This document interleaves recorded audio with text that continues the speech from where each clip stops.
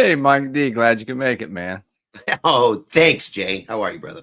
Sunday night soccer. We're glad to be back. We got some competition from MLS, which we'll talk about later. Yeah, that's right. But how you been? What's been going on? My baby's crawling. I know we just discussed this off air, so that's been that. So if you anyone out there that's listening, first of all, welcome to the conversation. We're glad to have you. We are. It's having a newborn. She's 11 months old, and now she's crawling and walking like all at the same time. Like she didn't pick one or the other. She's just like, yeah, let's just do this now. Yeah, So she's just going. Like it's like she's got her license, and she just wants to explore all these new things all the time, which is it's awesome. I dig it for her, but I can't keep my eyes off her. So just the strain and the focus of always having to watch her is just tiring. All parents out there can feel you. We all understand. Yeah. This is my first time experiencing that. We all understand. It's new, yeah. All right, so this week, Mike D, we got a lot of things to talk about this week in soccer. We got some stats and league leaders and the tables around Europe. Coaching topic, which we'll talk about the big issue, getting into a big topic of the week. We got some highlights, our little Spanish lesson, and then we'll have our backroom staff, one of the Erics, check in on us with all of our errores or all the mistakes that we make throughout the show. Nice. Which is normal, right? All right, so this weekend soccer, MLS started this weekend. MLS season started. Mbappe got a hat trick in the Champions League for Real Madrid. Champions League is down to the Sweet 16, so they just had the draw, which we might talk about. We'll see if we have any time for that, but big news there. The She Believes Cup is going on. The U.S. women won just before we came on the air here against Australia, 2-1, I believe. 2-1. They're 2-0 right now. Yeah, they beat Colombia on, what was it, Thursday? Yeah, I think Thursday, yeah. Yeah, they look good. And they beat Australia tonight. That Thompson girl is clever. I like her. I don't know if she's new, she's young, but she's I like her. She's a new stud on the team. And then we have a rival, Sunday Night Soccer. Are you confused yet? Well, you're the one who told me about this. So we are Sunday. I know we are Sunday Night Soccer. So MLS is now starting something. It's MLS, what they're calling it. I don't want to, I'm probably pretty sure that they saw us on air somewhere on YouTube. Well, we work with the MLS, Jay. That's the whole thing. That's kind of like they thought it was a great idea.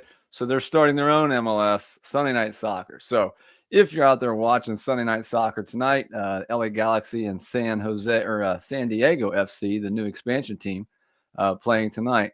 If you're out there watching, tune into us on your phone on YouTube and watch along. But yeah, Sunday Night Soccer starting. Now, my understanding, I'm not 100% sure on this, so if you're out there in the comments, correct us if we're wrong like usual.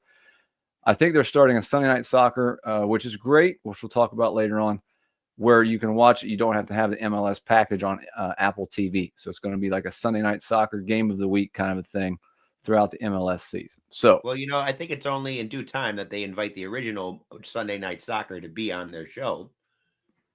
Meaning us. Broadcast, yes, meaning us. Yeah, they should let us in on it. I would think so, since we created it. So So all right. So back to you, my man. You want to lead us through a couple of these things here? We've got some league tables and the league leaders around the top 5 leagues in Europe. Yep, let's do it. So let's start with the EPL, English Premier League. Not much of a change here. We have Liverpool standing at the top with 60 points, Arsenal in second with 53 points, and Nottingham Forest with 47. Man City in fourth with 44. So people remember that top 4, that's where the money is made. So that's where you want to be, and that's where you are also eligible for Champions League next year. Bournemouth is another great story for this year at 43 points, right behind Man City and Chelsea in the same boat with 43 points. Newcastle at 7th and Fulham at 8th. So there's still a long time left in the league. So anything can happen in that 4th spot and 3rd spot, realistically. But Arsenal and Liverpool look to be a bit comfortable right now. Yeah. Nottingham Forest still up there is great. Bournemouth as well. So pretty awesome. They had a game this morning, Nottingham Forest. I didn't catch it. Yeah, they lost 4-3, I think, to Newcastle. Yeah, that's an important game. Go over to Serie A, my Paisans. AC Milan can't get it together at all. They are just, oh my God, awful lately. I know they took an L yesterday as well. Yep. But they are in 7th place. Why is it showing a green check when it should just be X's across the board? Someone didn't update the table. That's all right. And 41 points. Napoli is in 1st place with 56 points. Inter Milan is in second place with 54, so there's a tight race for the first two. Atalanta with 51 points and Lazio with 46, and then Juventus and Fiorentina with 43 and 42. So, and yeah, Napoli same thing. just lost. Napoli got upset. They lost this morning to Como. So Napoli seems to be falling apart as well lately. A couple draws or a few draws, and then now a loss. It's for Inter. Inter is is there for the taking. Over to La Liga in Spain. Barcelona tied with Real Madrid in first place with 51 points. Actually, it's not a tie. Barcelona is in first place. Yeah, back on top. This must go to aggregate. Real Madrid is in second place. Atletico Madrid is in third place with 50. So you have only 1 point difference between the top three over there. And then Athletic Club is with 45 points in fourth place. Villarreal with 41 points. And then it just goes down the drain from there with 35 points. Yes. Yeah. Valencia. How do you say that? Rayo Vallecano. Vallecano. Okay. Rayo Vallecano. Yeah, that's a good story. Real Madrid and Barcelona are duking it out. It's going back to the 2000s. I love to see it. Atletico Madrid. I mean, but that's typical still. Villarreal right there as well. Athletic Club. It's nothing new in La Liga, and that's kind of the knock on some of these leagues, right? Yeah. It's the story's a bit written before the season starts, and they're a little bit soft. Bundesliga going to Germany. Surprise, surprise! Bayern Munich in first place with 55. I think they've only won the league 48 times out of 45 times. Leverkusen is in second place with 47 points. And you say this one for me. Freiburg or Eintracht Frankfurt? Yeah, Eintracht Frankfurt in third place with 42 points. And RP Leipzig with 37 points in fourth place. So again, Bayern is comfortable in first place. Leverkusen is pretty comfortable in second place. And then it falls off right after Frankfurt, RP Leipzig. What you're missing again, Dortmund and Wolfsburg are Wolfsburg in ninth place, but not even the top 10 is Dortmund. So and there's no rumors going around Gio Reyna. As he's supposed to be on the trade table right now or getting out of there, but he hasn't done anything for Dortmund this year. Talk about dropping off the table. Yeah. Absolutely. So there's our league leaders around the top 5 leagues in Europe. Now some Americans abroad. Anthony Robinson and Chris Richards faced off this weekend against each other for Crystal Palace and Fulham. Yunus Musa and Pulisic both played for AC Milan. As you mentioned, they're struggling a little bit as a team, but they did have a 1-1 draw in the Champions League. Which it shouldn't have been. They went down to 10 men that game. Yes. Early in the second half. So Timothy Weah played 90 minutes for Juventus, had a great goal again in the Champions League. He's been doing really well. You just mentioned Gio Reyna. He did come off the bench and played 21 minutes for Borussia Dortmund. Nice. That's about it lately. That's about as long as I can last on a treadmill. same thing. Okay. So you got that going for you. That's right. I'm not working on it. Yeah. Cameron Carter Vickers started in Celtic's 1-1 draw against Bayern Munich in the Champions League. He played the entire 90 minutes. And Johnny Cardos came off the bench, 32 minutes for Real Betis. And Alex Zendejas scored in Mexico for Club America in a 1-1 draw. So there's a couple little things out there for you Americans abroad.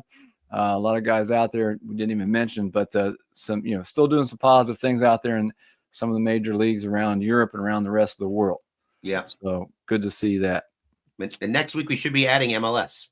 Yes, next week we'll have MLS. We'll have some things on there as well. So goals and assists and clean sheets. We'll move along to some stats throughout the top 5 leagues in Europe. Salah still going strong. With 227 goals. Wow. 227. He is leading the world. Actually, 27 goals. 22, I believe. Yeah. 21 for Harry Kane. Redigui right there from Atalanta with 21. Lewandowski with 20. Holland still hanging in there. Isak had 2 today, I believe, for Newcastle. So he's coming on strong. He continues to do well. Wow. Moving on to the assists. Again, Mo Salah. He doesn't have 227 assists. He only has, 16. Come on. That was funny. Come on. Lamine Yamal with 12 in second place for Barcelona, the youngster. Wirtz for Leverkusen with 11. And then a bunch of guys tied there at 10. Saka, Elise, Marmoush. Your boy Anthony Robinson hanging in there strong. And then Rafinha down there and Son from Tottenham in the wrong order from our backroom staff. Clean sheets, Romero from Real Sociedad still in the lead. He picked up another one, so he's up to 12. Summer, Gulaxi, Oblak, Emmanuel Neuer all at 11. And then a few more guys there at 10. So very tight race there for clean sheets with the goalkeepers around Europe. And there's some of your updated stats.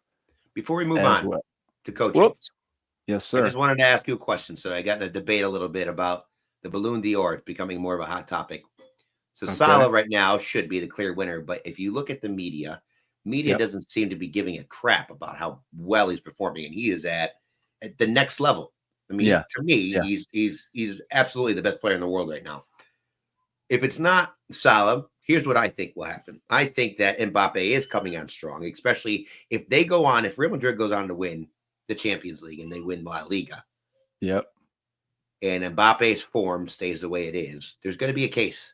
And I do think that they want a young king. But if it's not Mbappe, would you say it goes to Rafinha? Oh, that's a good call. I thought you were going to go somewhere else with that. No, I just think he's been absolutely in great form all season as well.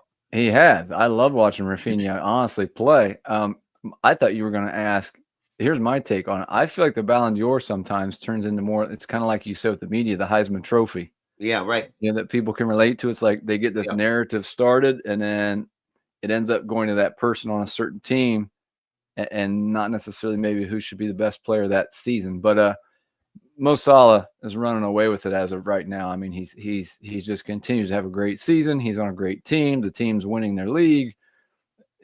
So that's a good question. I like that. Like, what happens if Liverpool loses and Real Madrid stays in it?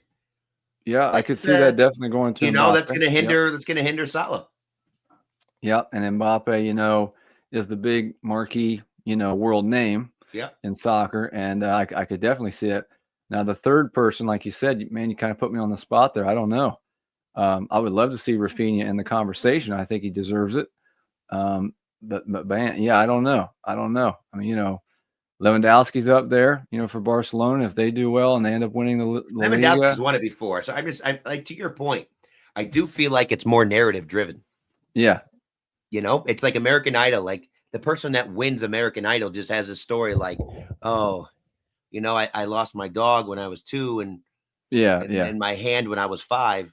So now I won. Like it's just always like the sob story. So I don't know. I feel like I feel like the story is, the narrative is young. Like there's this transition now, almost like what you're seeing in the NBA from Messi and Ronaldo. Yeah. Like there's this new transition of, all right, who's going to be the next one to take over the face of soccer in the world? Yeah, no, I definitely see that. Yeah, I agree with you on that one. I agree. So, for once, I agree.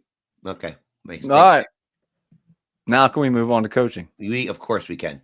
By the way, listen, because before we move on, I got to tell you. Just kidding. My wife. No, you can move on, but I'm not going to talk something that's not about the PowerPoint you made. My wife says I talk too much on this show. So I'm not going to talk. If we have any comments yet. We don't have any comments yet, so we'll see. We don't have any comments coming. All right. We don't have any comments. That's great. It's always a work in progress. All right, let's move on to coaching. So I'm just not going to talk as much. So this is coaching. So this week, I'll let you set it up and talk about it a little bit, but we talked before during the week about set pieces. So we wanted to talk about set pieces. It's a difficult thing to work into practice a lot of times, I think. Mm-hmm. For various reasons.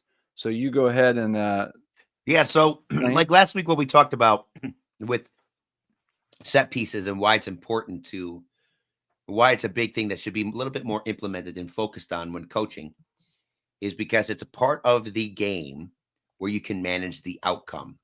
So it's a part of the game where you can really dictate what's happening next and create a result. So set pieces are that one thing that's in control for you. So working on set pieces, when you're talking about the attacking side of things, what you want to do with your team when you're setting it up is give various options and put a lot of pressure inside the box.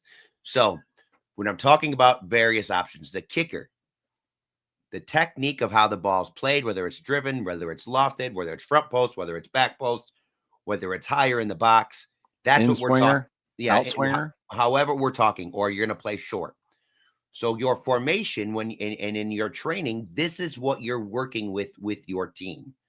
So if you're looking at our screen right now, you have a fullback. So the kick is being taken from the left side. So it's a left from the corner kick. So it's defensively, it's your right corner. From the attack, it's the left corner. We have your left fullback that's going to be positioned about the midfield, that's going to be running into the final third directly at the keeper or directly at the kicker to be an option.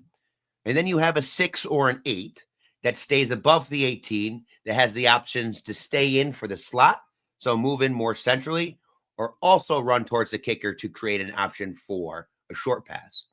Then you have your wingers and your strikers and possibly your cam, your taller players or your players that are, that is incorrect. A lot of the times it's going to be a center back, someone that can get up for the ball and be physical. You're going to have at least 4 at the top of the 18, giving yourself time to run in to get that momentum to run in towards the box. What you're coaching for is how to lose your player and how to get the angle right for the ball. You're trying to position your body so you can have your hips somewhat facing towards the goal, or your torso facing towards the goal, to be able to put it on net. So when you're making this run, it's a timing issue with you to be able to be more physical, to establish the position on the defender to be able to get to the ball. The advantage that these players have that are at the top of the box, these forwards that are running in, is that they have the momentum going forward while the defense is going back. No one has more advantage than the goalie because he can use his hands. And then you have the other midfielder that's on the other side of the 18, creating more depth and creating another option for you when the ball either bounces back for a rebound or another slotted ball. I like this type. This is a simple play. But again, you're working on all timing and you're reading the defense when it comes to this. If the defense is falling asleep and they're only looking at defending the player and they lose track of the kicker, to me, this is when these players have an advantage to play small ball. Why do you like playing small ball right here? Because it pulls the defense open and you already have a lot of attackers that can run into the box and create chaos. When you're talking youth soccer specifically with this, driving chaos in the box is in your favor tremendously. And a lot of the times, I think coaches try to play too pretty, where if you can be aggressive here, this should be an easy goal. I don't see a lot of corners going in typically in the youth system because it's just sloppy. And a lot of it stems with the kicker. It's just not reading the game correctly here. And so I think spending time making this comfortable and understanding the advantage that these players have, it should make their mouth water. Like, you got to really look at a corner as an advantage. Like, it really should be something that you have the defense on their heels. Like, the defense no longer can keep you off sides. It's on even playing field in that sense. So now all you got to do is just move them and find your opportunity. So what do you think about that, Jay? No, I agree. I think what you just started to say there towards the end about, I think that number one, a lot of coaches overlook this. I think that they don't really see the value maybe, or they overlook the value in set pieces. Not just corner kicks, but all of them, free kicks, throw-ins like we've talked about before, because there's two sides to this. You're talking about the attacking piece, but there's also defending, right? And which is huge. Correct. And a lot of people, I think, either overlook it. They don't really see the value in it. Maybe they don't feel like they can squeeze time into training to work on these things. But the second part of it is, I know you and I both coach club and we both coach high school.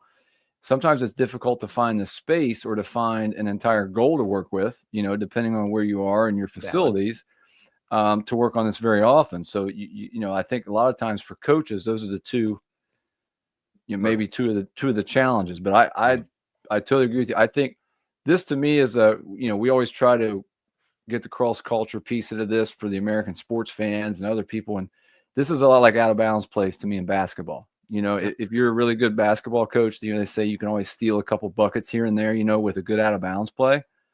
Same thing like you said. If you work on this a little bit in practice and your team is more comfortable with these than the other team, and as you get older, you and I both know the margin of error gets smaller in all sports. This could be the total difference in a game. It could be absolutely plays a major role in the outcome of a game. And I think to your point, even like if from a defense perspective, like if you look at this, just look at the numbers alone right now. This is I mean, when you're going against a corner, if you know how to defend it well, that sets up the counter very well. If you know what you're doing, Yeah. if you know what you're doing and how to get out in transition, but I mean, that's not the priority. The priority is how do I defend this first? But again, these pieces are very important. I think coaches to understand. And defense to me on this is very difficult. You are much more handcuffed than the attack is, than the offense is when it comes to corner kicks. And so for your kicker, let me ask you this. Who are you putting at for the kicker? So you got a lot to look at, right? And so by the way, also coaches, that you're listening, the roles here, this is where you really can get specific with your players in defining each person's role. You got front post, you got middle of the box, you got high middle of the 18, you got back post. Like each one of these players is very specific. So you can really mold into the role, and that's what needs to be understood. But who are you having in your team? When you're looking at caliber of players and specialty of players taking the kick. Who's taking your corners? I coach girls a lot, and you coach boys. So with girls, I think to me, it's much more important to have someone who's consistent. Okay. I think boys, naturally a little bit stronger sometimes, so they can serve a ball maybe a little bit more consistently. So for me, any team I'm a part of, I try to always pick someone who's more consistent, who can get the ball, around that 6-yard box in somewhat of a dangerous spot more consistently, because, if you just play the ball out the back, you don't even get in front of the goal and it goes out for a goal kick, right? Like you're not even giving yourself a chance. Yeah. And so that's what I look for more importantly is consistency. I look for 3 players. I look for 3 players to run my corner kicks. That's how I do it. So where they can kind of improv and read the scenario. Yeah. If that makes sense. I want them to have an understanding of ones that know how to read the game, that can catch them off guard, that can make the quick decision. Do you remember that Barcelona? Was it Barcelona? Chelsea game? That corner when they were down 10, and they just weren't paying attention, and he quickly took the corner. You know what I'm talking about? No, I don't remember. We'll have to look that up, get our background. All right, but anyway, but it's someone like that, and I forget who did it. Shit, God. Anyway, it was one of the, I was like caught everyone off guard, like you were speechless. And maybe it wasn't. No, maybe it was Liverpool. I think it was Liverpool against Chelsea, and he just caught him off guard completely. Yeah, and it was just like that's the other thing, like.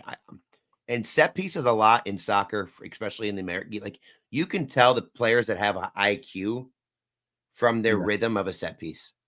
Like if they understand that this is keep it going, like they got them on there, or if there's someone that slows it down, like you could just tell, like they're reading the game correctly and how they can get the advantage from a set piece. A smarter player sees that. And you can tell what teams work on it. You can tell what teams put the time into it. So it's very Right. important, can make a difference in the game. And I think at the higher levels of soccer that you get to, set pieces, any coaches you talk to will all tell you that it's more and more important at the higher levels you get.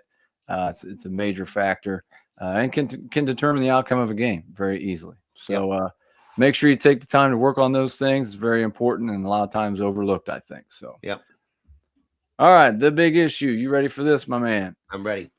All right. We thought the big issue was the start of Sunday Night Soccer by MLS, but actually it was the start of MLS season this weekend. And we'll get into that here a little more deeply here in a second. But MLS season started over the weekend. MLS started a Sunday Night Soccer game of the week that they're going to start. The first one's actually going on right now as we're live on YouTube ourselves. But you and I talked during the week a little bit about did it get overlooked, right? A little bit of lack of marketing. Was it maybe overshadowed by the Champions League? Does it have to do with Apple TV? Does it have to do with their broadcast partners? So the big issue we're going to talk about this week and dive into is the start of the MLS season. You and I love MLS and we support it. And, we have our teams and, I'm a big Columbus Crew fan, obviously, where I am. But what do you think? What are your thoughts on this? Do you feel it was overshadowed a little bit? Are there things that they could do better to get this out to the casual sports fan a little bit better to build up the hype for the season. Yeah, I think there's a lot, and I think it does boil down to just education and marketing as far as just enticing us to want to watch the opening weekend. And so Yeah. there's nothing like if you look at the opening, like you look at the production that goes into the opening for the NFL or the NBA, like there's so many narratives that we want to follow, and it doesn't start with all the games, right? It Yeah. starts Yeah. with a big marquee game that kind of kicks everything off, that just draws our attention into it. And that's what I think we need. Like we That's should what I was do, gonna like, say. yeah, like what we did with Messi with his first appearance is how we should kind of treat the opening of the MLS to make it big here. Like it's got to play into like how terrible it's been in America for soccer. Like I almost wish they would just look at it straight, be like, yo, we know that the soccer is still coming. This has Yeah. been the problem, but we're here. These are the different states. These are the different cities. Who's going to be the one representing the United States? You know, which club is going to represent the highest soccer in the United States? Who's like set up the fight, set up what's happening throughout the whole entire season? Why do we care?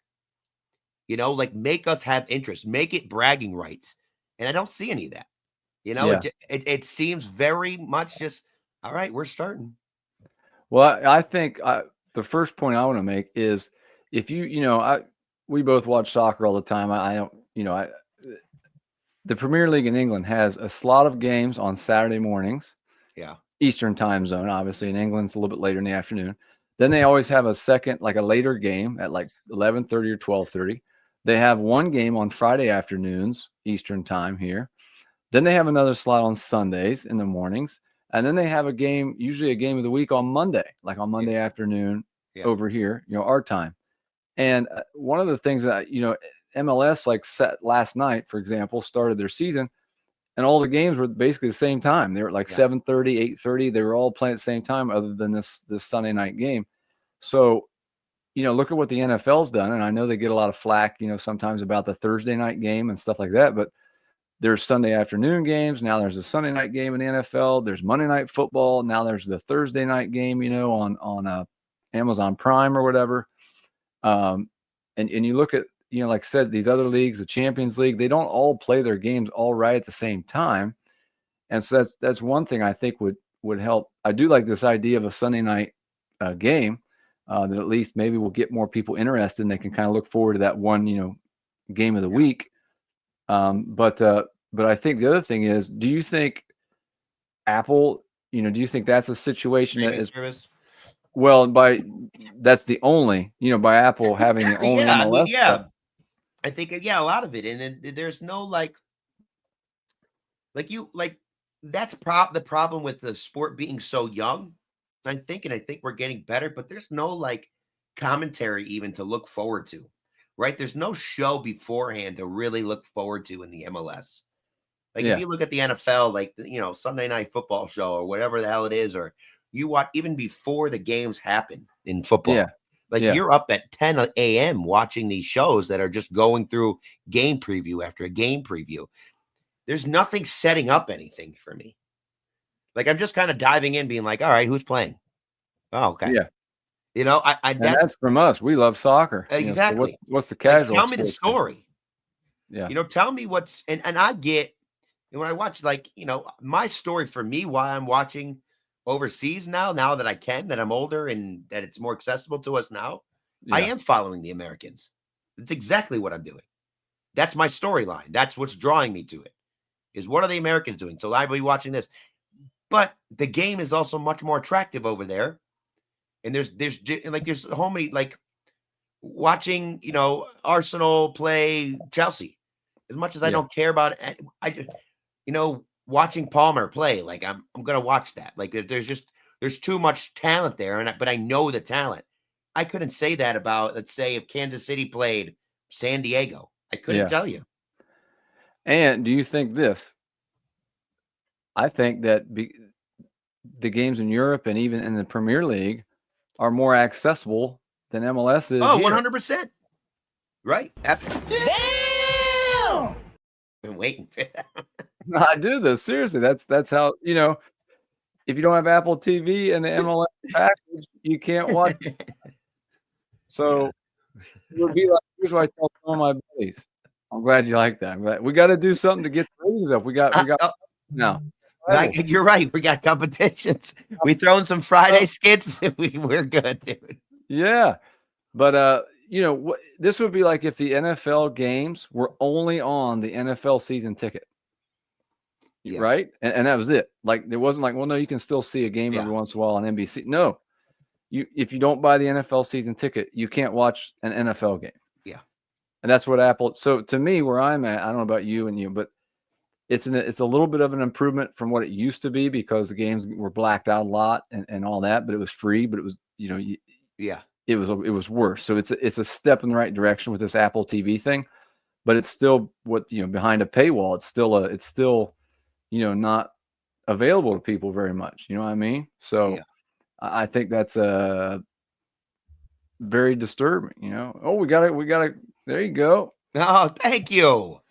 That's one of my player Isaac's parents on my my 2009. There you go. First time in the con. Thanks for joining us. It. Thank you for joining us. Yeah.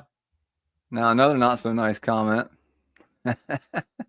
Good. She likes something. That's not mean. She's just laughing because I probably said because I'm not talking. Damn! I know, or because you're laughing too much now. Yeah, I got you laughing. Whatever. I don't care. I'm trying to listen to my wife. She says I owe her power. You. So never too late to start. It's never too late to start. I'm trying to be a better person. Okay. I'm drinking my wine. I didn't go to church this morning, so I'm getting it done now. Right. There you go. Here we go. All right. So if you have any comments on that, please let us know, because I would love to hear what other people out there feel about the MLS. I think with the Messi thing and all that stuff, it does have a lot more publicity. You go to these stores everywhere in any part of the country, and now you see MLS jerseys. It's not just your local team. Oh, that's okay. So that's a good Messi point. Stuff, but that's a good point, Jay. Like that's why I worked with the MLS so heavily, was to promote their jerseys each year, because they spend whatever they spend in making new jerseys each year, and that's their hot commodity of what they're selling is the new kits each year. I didn't even there wasn't much buzz around them. Yeah, it was only online. You know what I mean? It was like you had to look it up on the internet. Yeah. And then Champions League most definitely overshadowed everything. I wasn't paying attention to what's going to be playing this weekend. Like I was paying attention to what was going on in the Champions League, because this was huge. Like we were getting down to the 16. So MLS, I just think from a marketing perspective, it needs to hire us, Jay. That's what we're trying to say, basically. That's what we're trying to say. But no, look, we both love soccer, and from my perspective, we want this. We want it to be better. We want it to be part of the mainstream sports, like you said. We want there to be a daily show about MLS. Building up the hype for soccer in this country, because I feel like I think you do too. That's where we're at. We're ready for that now at this point. 20 years ago when MLS was starting, maybe not, but now we're ready for this. So let us know your thoughts on that. It's a big topic right now, but make sure you get out there and follow your local MLS team, support an MLS team, and support soccer in your area. And with that, I just want to remind everybody to take a chance to subscribe, like our channel. Make sure you check out the Soccer Rebellion, Mike D, all he's doing. I got a shout out real quick, Mike D. I'm going to surprise you. Ready for this? Yep. Today's our 1-year anniversary. Not our 1-year anniversary. The Soccer Neighborhood. That's amazing, man. I can't believe it's been a year already. The 1-year anniversary of the Soccer Neighborhood and the Soccer Neighborhood website that we started. We have over, I think we're around 30 partners now around the country, and we're continuing to do some good things. So it's a 1-year anniversary, so that's pretty awesome. And tonight, 20th episode already of Sunday Night Soccer. So we're outscoring MLS and Sunday Night Soccer 20-1. Right. 21. This shows that we are the originals. That's right. Absolutely. So, well, congratulations, Dre. You've been carrying this the whole time. So great job. No, I wouldn't say that. But anyways, I love working with you, by the way. So cheers. Well, that's just because you're drinking probably right now. No, it's not, Dre. But in all seriousness, make sure you like and subscribe our channel. Check out our newsletter. Check out our website, Straight from the Training Ground. Check out our website, all the stuff Mike D does with soccer around the country, and building that culture of the Soccer Rebellion. So moving on. Next topic we're going to talk about is highlights. Fakes highlights, and the highlights, it won't play again, so I apologize for that. We'll work on that, but we had a highlight from I believe it was the championship The that you sent championship Bridge me. Street League. Yeah, we're getting geared up. And next week, I'd like to spend more time on what's going on in Grand Rapids with the Bridge Street League as we're getting ready to gear off for our season. And we are creating brand new jerseys. And I want to do the marketing right with everything that we're MLS. doing. Yes, MLS. And so it's a really unique story. If you don't know about the Bridge Street League and what we have going on in Grand Rapids, it is a very authentic street soccer league. 12, actually 14 men's teams now. And we're working on our way to getting 12 women's teams. And every player plays free. And each team is sponsored by a local organization. They become a team owner. So where they dictate how they're going to create the fan base, how they're going to create the jerseys, how they're going to activate each week, and how they're going to motivate their players. So it's very connected. It's basically a national league within neighborhoods on a smaller scale. And when you come out at Fridays, what you get to experience is the taste, the sound, and the athleticism of all these players. And then it's a big community pool. So it feels much like a block party. We have a live DJ. We have an MC. We have food trucks.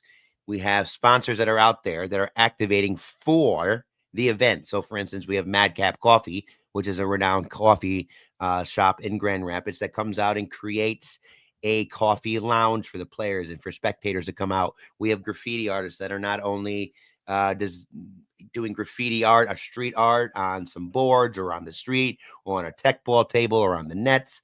They're also doing designs on shirts for spectators. We're selling merchandise. We're selling beer. This is sponsored by Models. So it's just a really great time. You have about 300 to 500 people there on Friday nights, and the league starts May 2nd. What we wanted to show you, if it wasn't for technical difficulties, was a highlight video of the finals, I think actually 2 years ago now. Yeah. But it's one of my favorite videos, and it's a good sample size of the action that you get to see when you come out to the Bridge Street League. So the season starts May 2nd at Las Conchas, downtown Grand Rapids. For all the information, go to thesoccerrebellion.com. And it goes through July 11th. It's every other Friday. And each week will be themed with a different theme to invite a different audience and to just make it more fun and have a better flavor. And this is right in the heart of downtown. It starts at 5:30 p.m. and goes to 9 p.m. It's kid friendly for the most part, as long as you don't mind some drinking alcohol around there and some PG-13 music. But it's the flavor that Grand Rapids needs. I like to say that Grand Rapids a lot of the times feels like Applebee's. So we're bringing that mom and pop flavor to it, to where we got the best sandwich on the corner. So Love it. Love it. So make sure you check that out. Our team of the week. All right, this week I had to go with a team I coach. So we were at the team of the week is I had to go with the Club Ohio East 2010 girls. It's the team I'm coaching right now. Great group of kids. So shout out to them. They had a great weekend. They just started their season. They play in the OCL in Columbus, Ohio. They just completed their first showcase of the spring together. It was a little chilly, but they did a good job. They're just kind of getting together. Like we said, that was our first thing we've ever really had as a team. And so they did really well. They picked up their first win of the season as well. So they showed a lot of improvement and did a great job at a pretty big showcase. So proud of them. Shout out to them for being our team of the week 2010 Club Ohio East girls. Congrats, girls. Awesome. How'd they do this weekend? We lost 2 and 1-1. Lost 2 and 1-1. So, but that's we did results.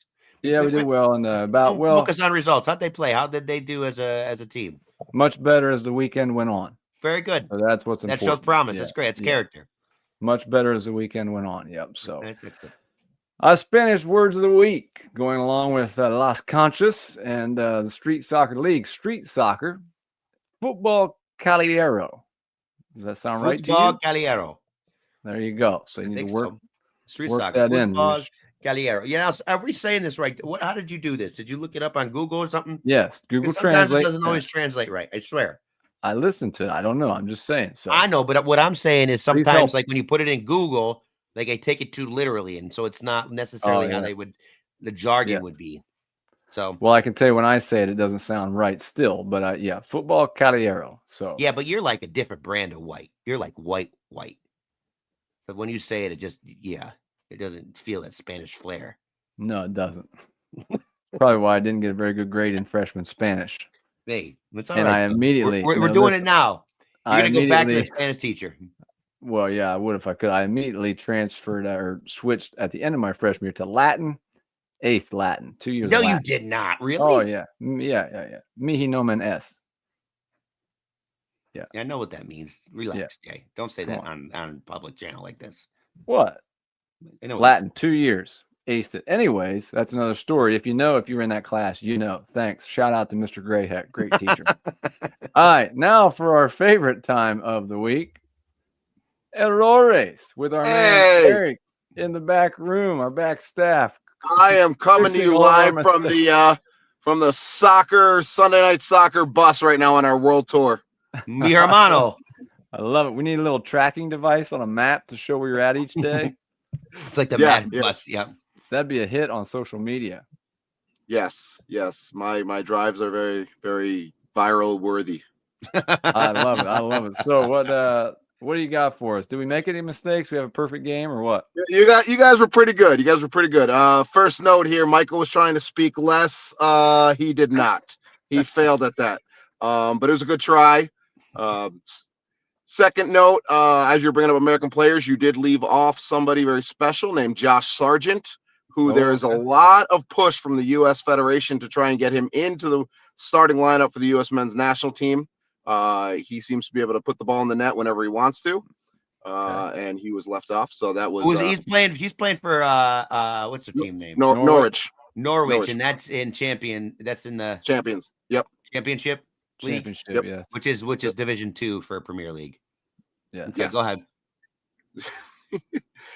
Third, the MLS Sunday night will still be on Apple TV. It is all on Apple TV. So it is not going to be like on a different channel or anything like that. Some games will be for free though, but not all. But it will still be on the Apple TV. And then the final thing is also off of that, just to take a comment, the baseball has actually been moving away from streaming because they've been noticing that they've been losing numbers and losing people, and they're actually bringing it back to local channels. So there are sports that are starting to slide away from the streaming because people aren't paying for it, people aren't watching it as much, and they've noticed that they've been taking a hit on that. So there is a push in sports to kind of bring it back to those local channels. I also did reach out to the MLS about you guys being the pregame show for the Sunday night soccer.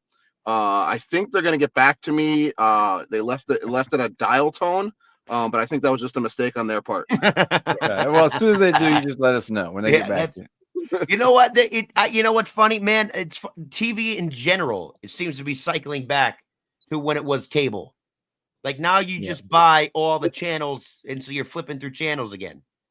It's not. You have Netflix just raised their prices to $25. Oh my god! So if they all get up there, why wouldn't I just get cable now if I'm paying over what I would have just paid for cable? Yeah, you're paying for all these different apps that have the same stuff you used to. Like I do Fubo, and Fubo is basically TV. Like it's just, but it incorporates all these different like HBO and all these other things with it. But it's just it's got the local networks, and with the nice thing about Fubo, I don't know why I'm plugging Fubo right now, but is you can put in a zip code for New York. So I can put in my zip code as in New York, so I can watch Knicks and Yankees for free without having to buy the. It's like a cheat code. That's free for everybody. Yeah. Not anymore. It's not. Yeah. Watch. There's another Errores. I'd also like to thank you for continuing to try to not speak during my segment. Thank you. We appreciate it. We try to do what we can. Yeah, so we are. We appreciate all your hard work in the back room. He's being a really funny guy.